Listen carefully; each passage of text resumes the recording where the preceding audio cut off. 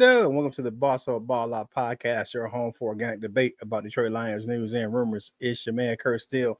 On today's show, we discuss keys to victory for the Lions versus the Jacksonville Jaguars. Do the channel a quick favor, like the video, share the video, and comment on the video. If you enjoy the content and you keep coming back and you haven't subscribed, so subscribe already, hit the subscribe button, man. We're on our way to 2,500 subscribers, and we're getting close. We're at 2,488. If you're new to the channel, this is how our show works. We look at Detroit Lions news, headlines, or takes. If we agree, we say they are balls up. If we disagree, we say they are balled on. And we give our take on why we agree or disagree. For live shows, we do a little differently. I want you, if you agree, put hashtag bossed up in the chat. If you disagree, put hashtag balled on.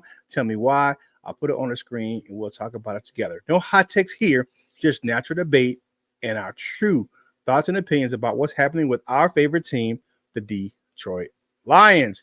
Man, thank you guys for tuning in today. Let's see who's in the chat. Got my man, Mom Marker, in the building. What up, though? What's going on, man?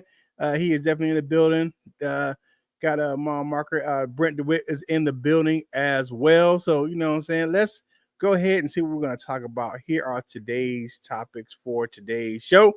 Definitely looking at keys to victory on offense and defense, and some latest injury news and roster updates for what's going on with the Detroit Lions. But, of course, we're here to talk about keys to victory. This is definitely a trap game for the Lions. I'm going to put it straight up. This is me. I'm thinking it's a trap game. The Lions, this is kind of reminiscent of a few weeks ago when we played the Tennessee Titans, where you can't take any team lightly. They're all in the NFL. However, there are teams that the Lions just should beat, and this is one of them. The Jacksonville Jaguars aren't a good team right now, and the Lions should beat them handily. But if you let your guard down, definitely it could be one of those things where you can lose to a team like Jacksonville. So let's look at the keys to victory on the offensive side of the ball. And it's just one of those things. The Lions are going to have to, first thing is protect Jared Goff in the passing game by keeping Trayvon Walker and Josh Hines Allen, away from Jared Goff. The two have combined for 12.5 sacks. The Jags have a good pass rush. So Decker and Sewell will have their hands full against those two. Talked about it a little bit on Lions Talk Live here a few minutes ago, where I was looking at those two guys. 12.5 sacks is nothing to sneeze at. Those guys can get after the passer. Trayvon Walker was, of course, the guy who went ahead of Hutch in the draft. So we know what he can do coming out of Georgia. He was a little raw, but now he's coming into form. And I just think that guy, and we all know what Josh Hines Allen could do. He's a monster on the defensive line.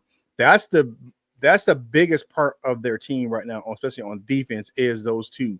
So you look at those guys, man, they can get after the passer, and we got to keep Goff clean. Taylor Decker is back. He's 100% good to go now. He was a full participant yesterday.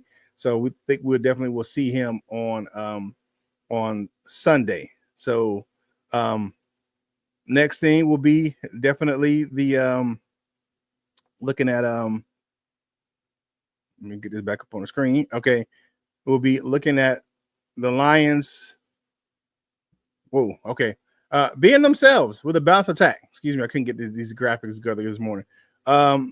So a vital part of avoiding a loss during a trap game is remember who you are, and how you got to where you were as far as a successful offense. So they got to stay balanced. Use Sonic and Knuckles to set that tone along with the offensive line. Will be a vital part of the success. Play action is going to be there early and often, and that ties into my next key to victory. But let's look at that run game, man. You're definitely going to have to stay balanced in the run game. I mean, you're just going to have to. Where you look at these guys, man, they're not really good against the run or the pass. So you can do both of the against the Jaguars, but I want to look at it like, hey, what can we do to make sure that we're getting what we need to get out of each game? And staying balanced on offense is one of the things we definitely can do. I love how Ben Johnson attacks. Even last week we were down so many points. The Lions stayed balanced, and I'm liking what I'm seeing out of the offense. That last game was just a bad first half, but that second half, those guys scored 16 unanswered points to win the game. So I like what we're doing on offense. Just keep doing that, and definitely will be a thing that you can see. And then the last thing is take advantage of that 30th ranked pass defense in Jacksonville. That's tied to that second one where the play action. The Lions can take advantage of that pass defense. The last time Jacksonville faced Detroit, Amon-Ra St. Brown had 11 receptions, 114 yards, and 2 touchdowns on 12 targets. Jamo will also have a chance to get loose in this weekend. I expect them to have a big game. And if that offensive line, tying back to the first key to victory, can protect Goff, I think he can shred this Jags defense up quite handily. So what do you guys think in the chat, man, about the keys to victory on the offensive side of the ball?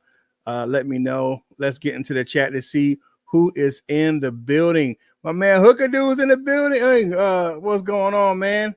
How you doing? Mom Mucker again. Bo Booth, the water still. Good morning, bosses. What's up, Bo Booth? What you doing, man? My man Michael Huck. I doubt this is a trap game after overcoming 5 interceptions last week. Lions will be focused. I hope so, Michael Huck. I hope so as well. All right, so a good cross-talk in the chat, man. Got some good stuff going on. Coach Dan from Lions Talk Live with that. Woo! What's going on, man? All right. Ben actually looks okay. Actually works too. I'm not getting what that was saying. All right, so birthday boys in the house. Whose birthday is it? I don't know whose birthday it is. Whose birthday? Who hit a milestone today? All right. So yeah, that's French and German, isn't it? Okay. All right. Like I said, Angeloni was mic'd up, and he made sure to say it after the win. Glad Goff kept slinging it. Yeah. I haven't watched that full video, my marker. The sounds of the game. I've watched some of it. I think I started watching. I think I fell asleep on it. Dan, okay, Coach Dan is 53 today, man. Woo. Well, happy birthday to Coach Dan over there at Lions Talk Live. That's my guy over there, man. He does a great job. I love appearing on his platform, man. He's just a good dude, man. Been dealing with Dan for quite a while over there at Lions Nation as well. Dan tomorrow, Kurt. Okay, all right. Yeah, we're around the same age. I'll turn 53 on my next birthday in January. So yeah. I think we graduated high school the same year around the same time. So yeah, I get it. My man Dan was in the building. Dan's a vampire, man. He looks like he's 40 years old. Hey, like the video, share the video, and comment on the video. All these things help us get this content to more Detroit Lions fans like yourself. But I'm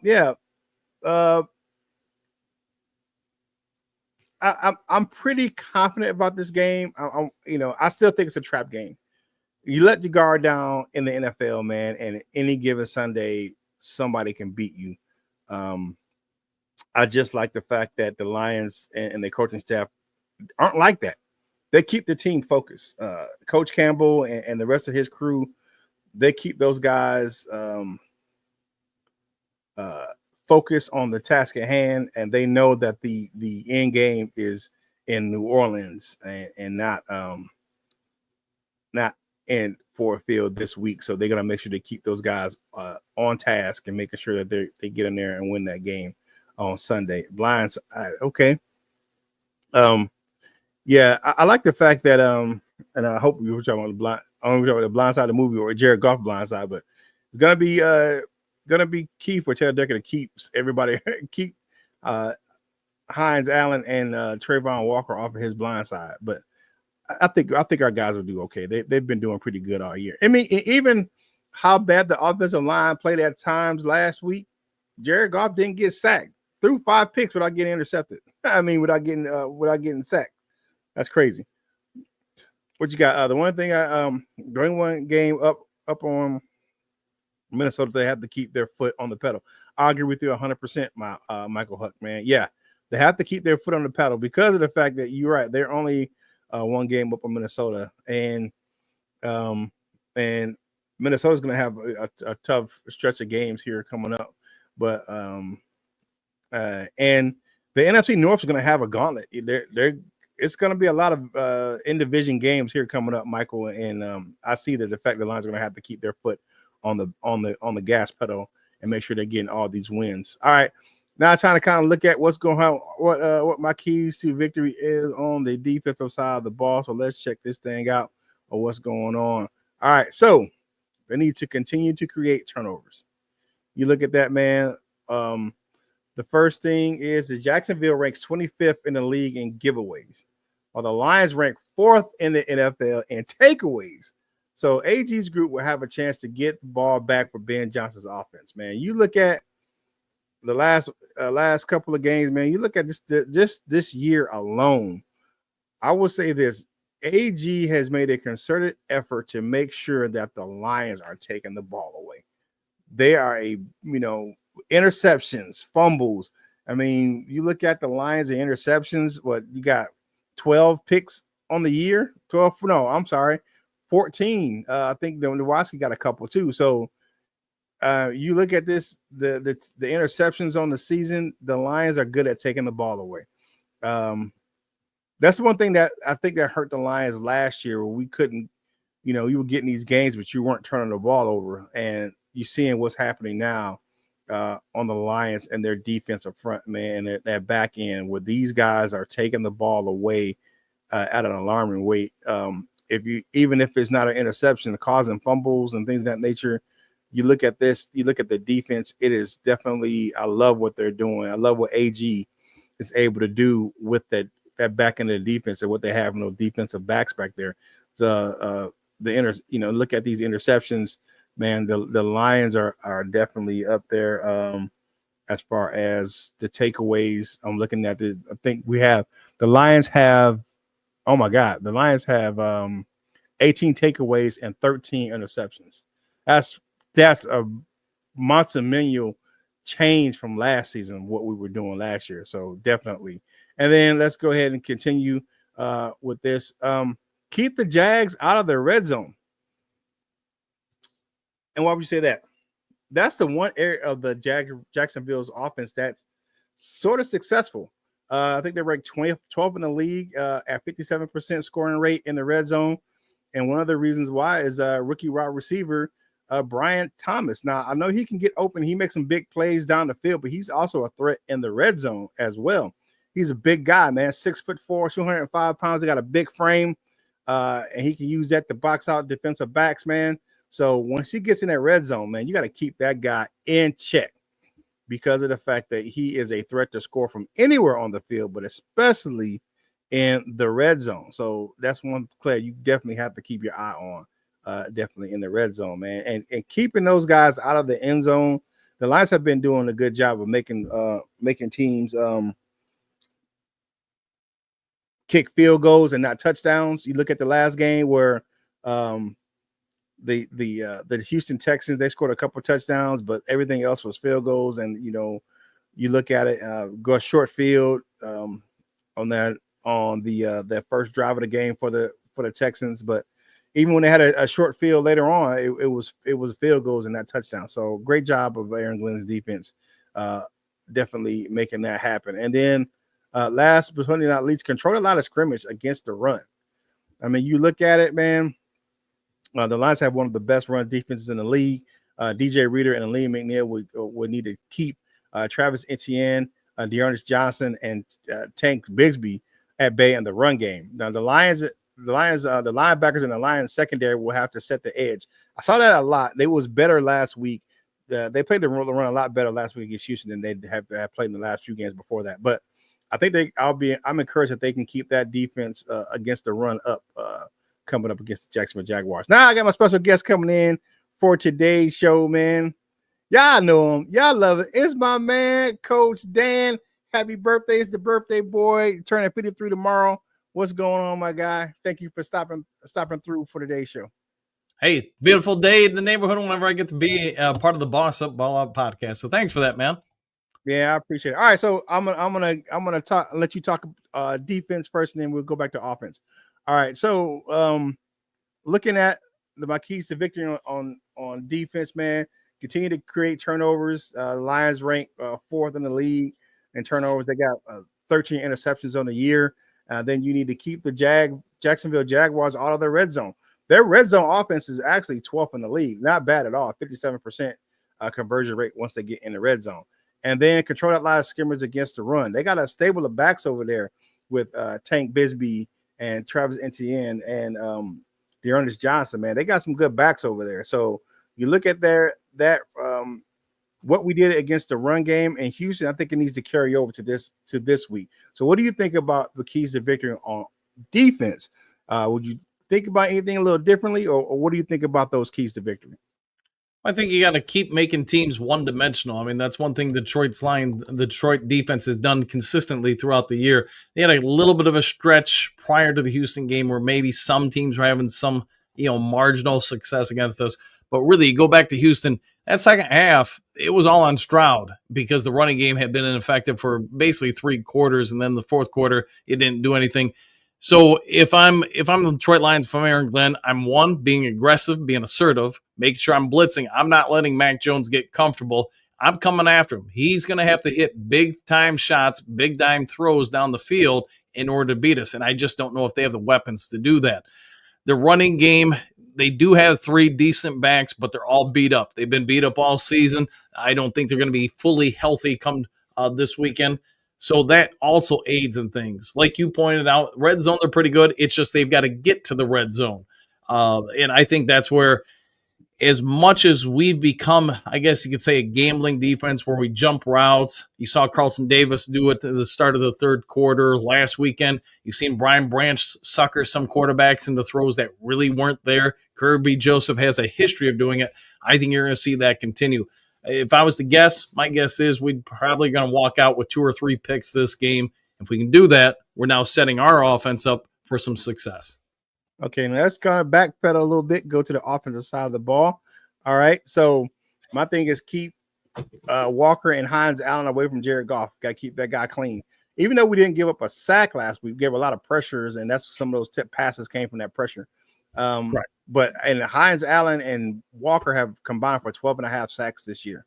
That's pretty good. And then just be themselves. Stay with a balanced attack. Run the ball, pass the ball, play action is going to be there. And then take advantage of that 30th ranked pass defense, man. The Jacksonville Jaguars is not good against the pass. I think they have a stat. I mean, on 12 targets last year, 2 years ago. I'm sorry, last time they faced the Jags. Amon-Ra St. Brown had 11 catches, 114 yards, 2 touchdowns against that defense. And then I'm looking at what we got with J-Mo coming back. I think that definitely can be a point of focus for the Lions, man, in that passing game. So I'm gonna give you a good minute, man. I'm gonna put you on camera, man. Talk about what the Lions should do on offense. So to me, it's all going to start with pass protection, especially on the play action. What you saw out of Houston last weekend is they said we're not biting on anything. We've obviously told our ends, even if you think it's run, go to the quarterback. Disregard playing the run. We're going to let our interior defensive line plus our linebackers fill in there and stop the run. Your primary assignment is just to go after Goff, whether you think he has the ball or not. And you can see it caused the Lions some problems, especially until about halfway through the second quarter. My guess is going forward for the next foreseeable few weeks, until the Lions really start destroying teams because of that, you're going to see every team try to replicate that and do that, because it did cause the Lions some issues. If I'm Detroit, that means that Goff has got to limit his drops on play action to 3, maybe 4-step drops, no more 5, 7-step drops, just because you're giving up too much from the edges to get after Goff. You keep him clean, they're going to probably have a pretty good game out there this weekend. Yeah, definitely. Got to keep them clean. I just think that if you look at this, they're built to the Lions are kind of built for this game where they can keep those guys off the edge at bay.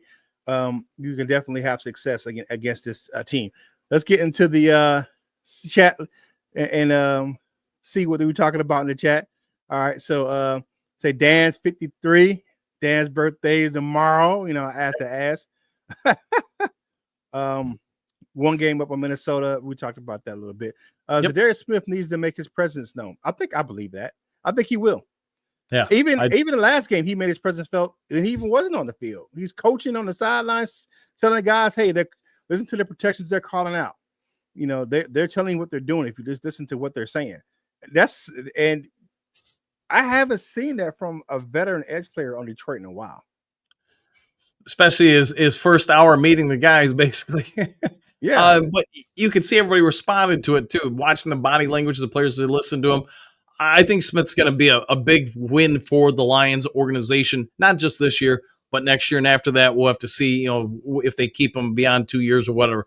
But I think his presence out there, they're going to give him a little bit more flexibility. My anticipation is he's going to take on the left tackle, which means Pascal takes on the right tackle, assuming they're going to go with Pascal and Smith. They can both play the run incredibly well, so that great run defense Detroit probably actually gets better. And this also means that you can't just double team Pascal or whoever else. You're probably going to get more double teams on Smith, which frees up Aleem McNeil a little bit more. Pascal, James Houston, Trevor Nowaski, whoever's out there, they're going to be the beneficiaries of Z-Man being on the one side of the field. Yeah. Sarah Decker back this weekend. He was a full participant yesterday in practice, Michael Huck. So my feeling is I think he will be out there. And he took it personally. He was kind of upset at himself that he wasn't out there last week. Listen to his interview. He was like, that's on me. I wasn't out there. So he's gonna make sure he's out there this weekend. Z Life's gone from a long grind into a dark winter into a harder, gritty grind toward the light. Yeah, that's true. Going from Cleveland. And think about this. When is the last time you thought about that for somebody coming to Detroit? If they were coming to Detroit, their careers were coming to an end coming to Detroit. You know, it wasn't a bunch of hope in Detroit when you came to the Lions. It was a bunch of it was the dark place. It was the abyss. And now people are clamoring to get on this roster. I talked about it the other day where you have guys in the offseason. Think about the Allen Robinson and Tim Patrick. Those guys could have went and signed somewhere. Right. They signed to the practice squad just to get on the line, just to get their foot in the door in Detroit. And we've talked about this a little bit throughout the season, but now it's becoming more and more clear. Detroit really has become the destination everybody wants to go to. Like you said, with Tim Patrick, Lions tried to trade for him before the final 4 o'clock cut down. Couldn't work out a deal. He could have. Saints were trying to get him. Broncos did him a solid and said, all right, we won't trade you there. We'll let you, just cut you in wherever you want to go is wherever you want to go. Smith, we all know about the shake my head tweet and the other stuff he put out there. It was clear he wanted to come to Detroit. He'd been talking to media in Cleveland for a couple of weeks. He wanted to be here and to go from whatever their record is to potentially in the next few weeks. Detroit could have 10 wins, 11 wins pretty dang quick here, maybe before December. And you know what? You have a real shot at the Super Bowl. You understand why people want to come here just for the winning aspect.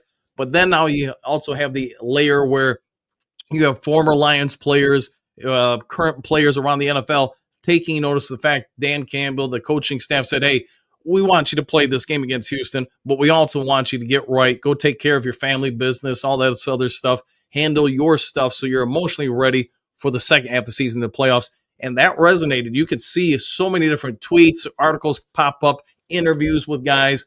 I think Detroit Lions, this upcoming offseason, you're going to see a lot of people talk to their agent and say, hey, if I got even money between this team and that team, I want Detroit. Yeah, definitely. What up, my man, Rat and Crew, Big Dave? What's going on, my guy? You're Dan the man. Love your updates. You know what I'm saying? Give you a little love to the Lions Talk Live crew. Defense was excellent all year, 5 picks and get 2 real ones. Ball at our 40 at 3 times. Yeah. Yep. And the Lions can't, the defense didn't flinch.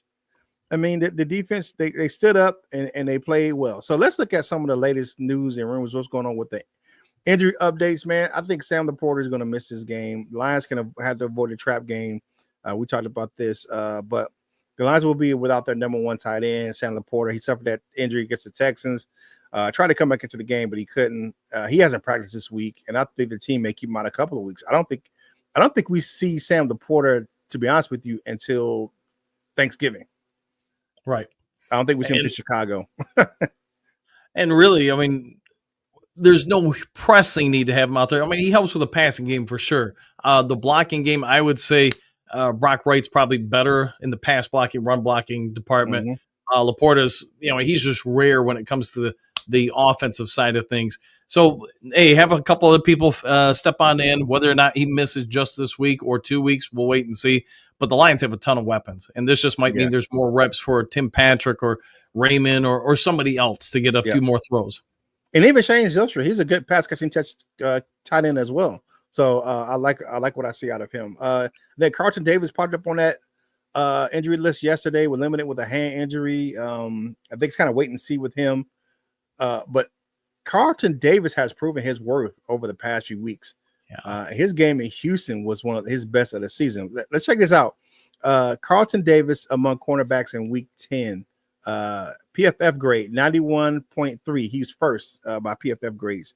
37 cover snaps, 2 receptions allowed, 2 interceptions, which is first in the NFL. A 9.2 passer rating, which was second in the league. Right. He played outstanding. He did. It's going to be hard to say you can leave after this year to Carlton Davis. It's great. I'm not sure they do, man. I mean, it's going to be hard. Right. He seems like a Lions type player. He seems to be bought into the team, the coaching staff, the front office.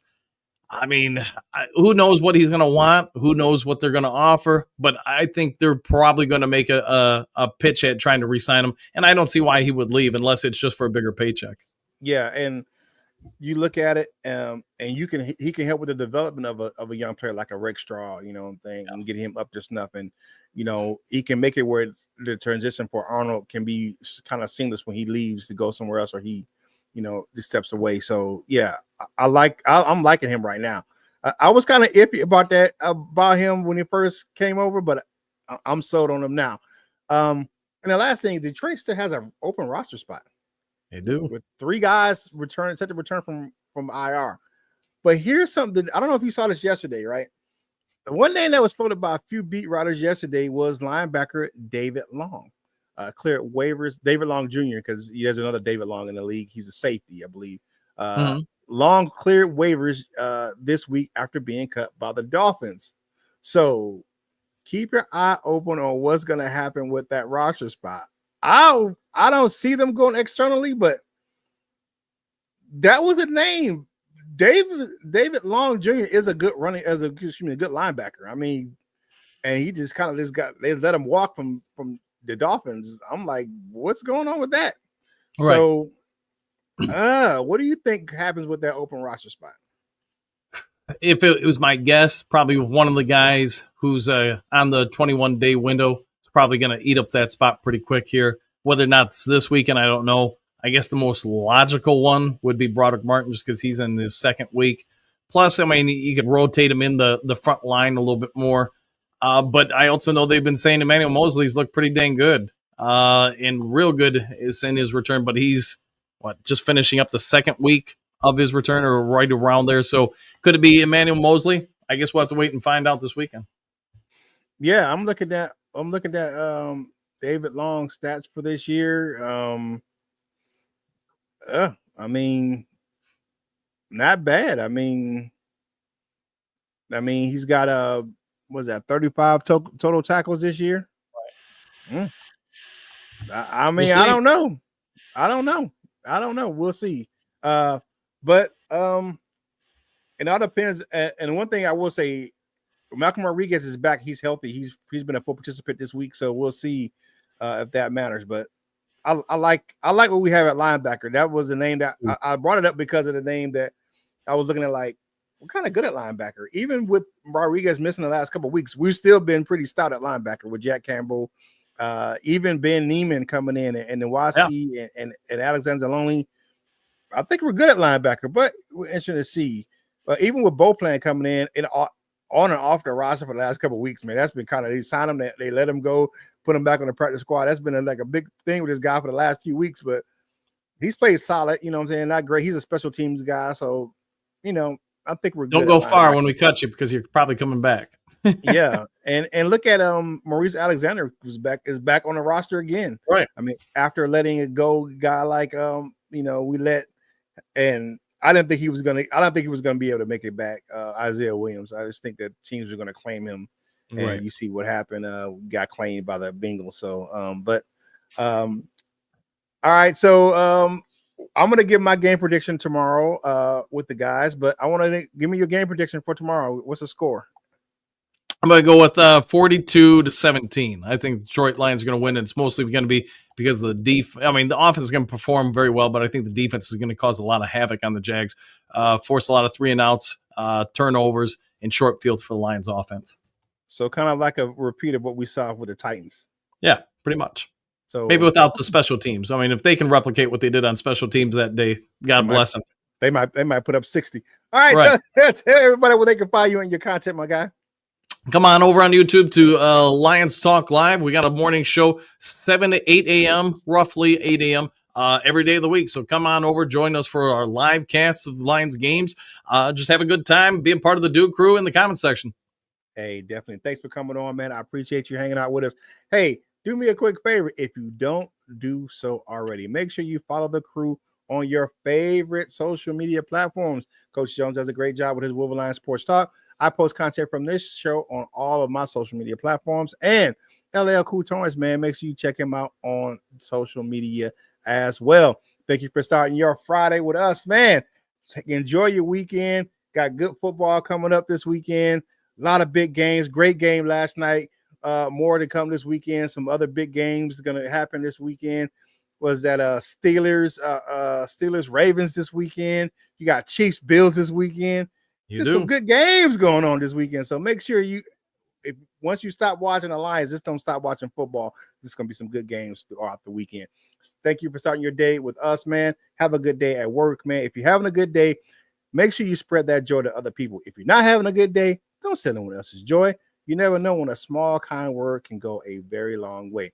Do your man Kurt still a favor? Whatever you're doing in life, you got to boss up, ball out, and be the best version of you that you can be. For my man Dan from Lions Talk Live, this is Kurt Steele, and we will holla at you real soon.